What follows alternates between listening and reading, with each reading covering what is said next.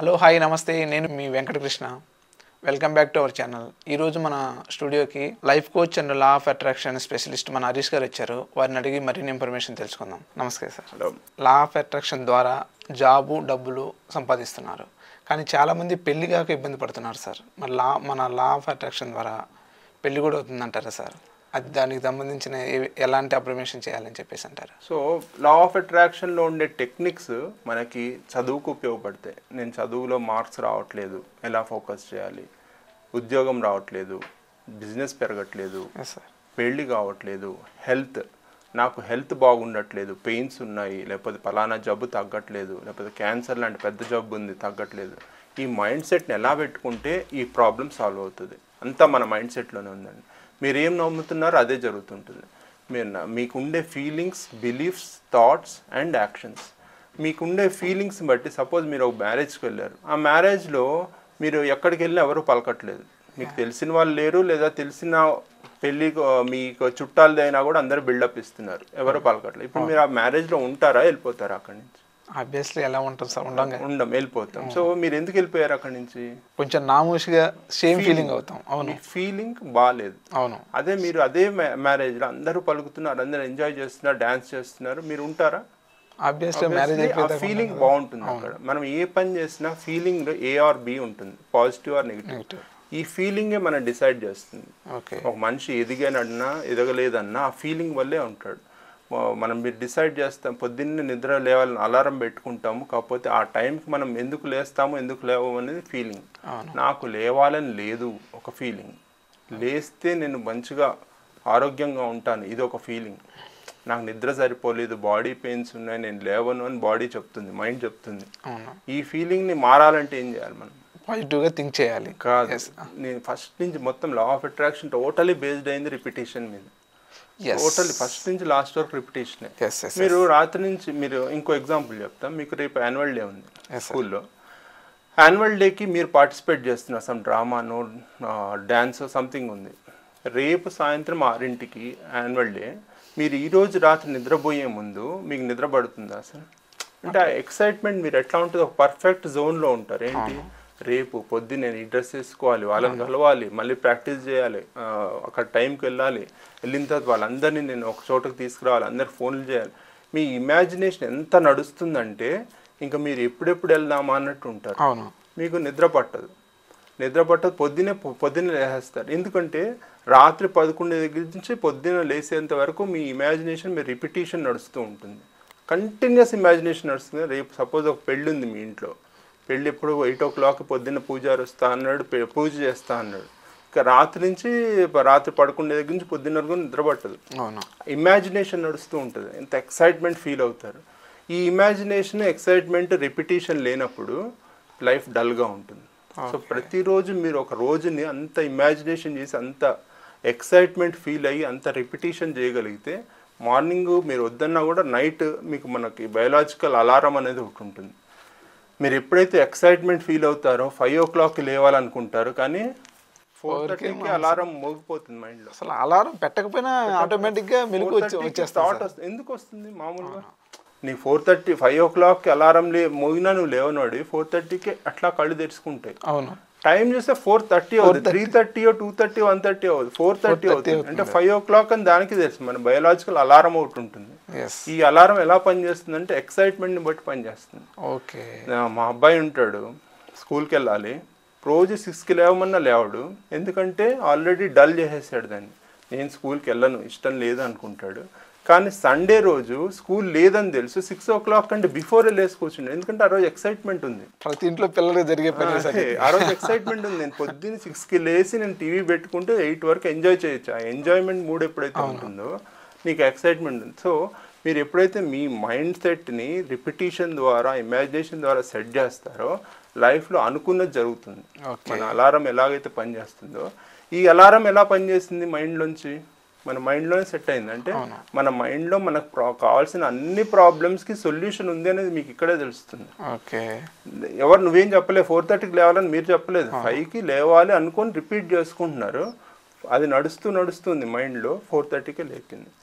So మీరు అన్నట్టు అడిగిన క్వశ్చన్కి పెళ్లి జరగాలి. అవును, పెళ్లి జరగాలి. చాలామంది పెళ్ళి అవ్వట్లేదు, నాకు జాబ్ వచ్చింది, జాబ్ కష్టపడి ఎడ్యుకేషన్ కంప్లీట్ చేస్తారు, తర్వాత కష్టపడి జాబ్ తెచ్చుకుంటారు. జాబ్ తెచ్చుకోవడం కూడా అంత ఈజీ కాదు, కానీ అంతకంటే కష్టమైంది పెళ్ళి అని తర్వాత తెలుసుకుంటారు. అవును సార్.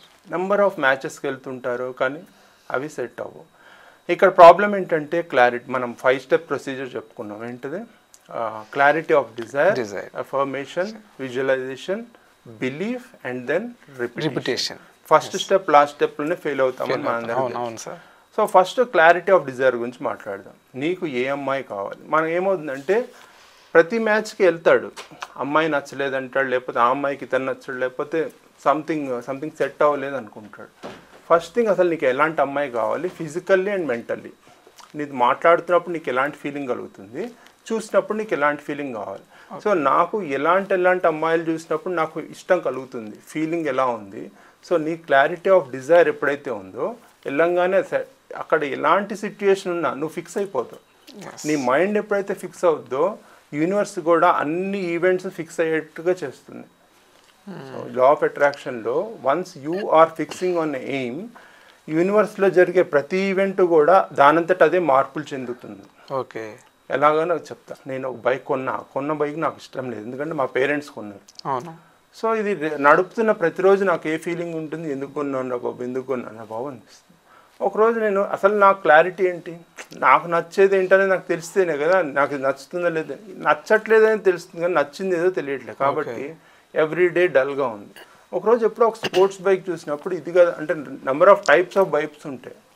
రాయల్ ఎన్ఫీల్డ్ టైప్ ఉంటాయి, స్పోర్ట్స్ ఉంటాయి, ఎవరి ఫ్యామిలీ ఉంటాయి. సో నాకు స్పోర్ట్స్ బైక్ చూసినప్పుడు ఇది కదా నాకు నచ్చింది అనిపించింది అని చెప్పేసి అనిపిస్తుంది. సో కొన్ని రోజులు ఆలోచించా, ఆ స్పోర్ట్స్ బైక్లో ఎన్ని రకాలు, ఇదంతా రీసెర్చ్ చేస్తున్నాం, ఇదంతా మైండ్లోకి ఎక్కుతుంది. నేను ఈ రీసెర్చ్ చేస్తున్నప్పుడు అంతా మైండ్ తీసుకుంటుంది. సో మైండ్ ఏం చేస్తుంది, మనం రిపీట్ చేసిన దానికి సొల్యూషన్ అది క్రియేట్ చేస్తుంటుంది. ఓకే. సో చూస్తున్నాను, ఓకే, కానీ నాకు ఒక థాట్ వచ్చింది. నేను ఇవన్నీ వెతుకుతున్నాను, కానీ నా దగ్గర ఆల్రెడీ బైక్ ఉంది, ఇంకో బైక్ ఎలా వస్తుంది, 2 బైక్స్ అయితే కొన్ను కదా అనే థాట్ కూడా నా మైండ్ ఇచ్చింది. సో ఆలోచించా, వదిలేసా. సో మైండ్ సొల్యూషన్ ప్లాన్ చేయటం మొదలుపెట్టింది. ఒకరోజు బాగా వర్షం పడుతుంది.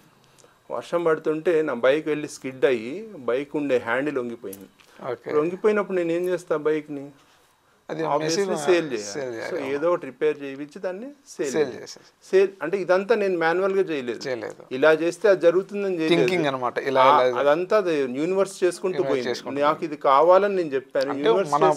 మన కోరిక ఓన్లీ కొత్త బైక్ కొనాలి అన్న దాని మీదే ఉంది. క్లారిటీ ఆఫ్ డిజైర్ ఎప్పుడైతే వస్తుందో, యూనివర్స్ మిగిలినవన్నీ చేసుకుంటూ వెళ్ళిపోతుంది. ఓకే. సో అది నేను కొన్న తర్వాత వంగిపోయిన తర్వాత అమ్మేసిన తర్వాత మళ్ళీ నా మైండ్ చెప్పింది, నువ్వు ఇప్పుడు ఏం చేస్తావు, రోజు వెళ్ళటం లేట్ అవుతుంది, కొత్తది కొను అంటుంది. కొత్తది కొను అని అక్కడ నేనేం చేశా, నాకు నచ్చిన బైక్ ఇప్పుడు వెళ్ళాను. అప్పుడు నాకు క్లారిటీ లేదు, ఏదో ఒకటి కొన్నారు, నచ్చలేదు, కానీ క్లారిటీ లేదు కాబట్టి కొన్నా. ఇప్పుడు క్లారిటీ ఉంది. ప్రతి దాంట్లోనూ క్లారిటీ ఎప్పుడైతే ఉంటుందో, ప్రతి బిజినెస్ మెన్ చూడండి, సక్సెస్ఫుల్ CEO అన్నారు, లేకపోతే లక్షల్లో కోట్లలో సంపాదించాను, అతనికి ఒక క్లారిటీ ఉంటుంది. అది క్లారిటీ అనేది పాజిటివ్ అయి ఉండొచ్చు, నెగిటివ్ అయి ఉండొచ్చు. ఒస్మా బిన్ లాడెన్ ఒక బాంబు వేయాలన్నా అదే ఒక క్లారిటీ. 400 కోట్లు బ్యాంకులోంచి ఎత్తుకొని వెళ్ళిపోవాలన్నా అదే ఒక క్లారిటీ. ఎన్ని కోట్లు ఎత్తుకెళ్ళాలనేది అది పాజిటివ్ అయినా నెగిటివ్ అయినా క్లారిటీ ఎప్పుడైతే ఉంటుందో అది జరుగుతుంది. నెగిటివ్ పాజిటివ్ మైండ్కి నెగిటివ్ పాజిటివ్ తెలియదండి. మీరు ఏదైనా ఆలోచించండి, అది ఇచ్చేస్తుంది అంతే. ఓకే. నేను పక్కన ఇంట్లో కారు కొన్నాడు అంటే నాకు మైండ్లో ఏమనిపిస్తుంది, కారు కొనాలి మనం కూడా అనిపిస్తుంది. ఆ కారు పాడైపోరు, అది నెగిటివ్. మనకి ఏమంటారు, అసూయ. పక్కనోడు సడన్గా ఇన్ని రోజులు మన ఇద్దరం మన ఇద్దరం ఫ్రెండ్స్ అనుకుంటాం. ఓకే. నువ్వు ఒకటే జాబ్, నేను అదే జాబ్ అంటే మైండ్లో ఒక ఇంటలెక్చువల్ ఏమంటారు ఇన్ పార్ ఉంటాం మనం.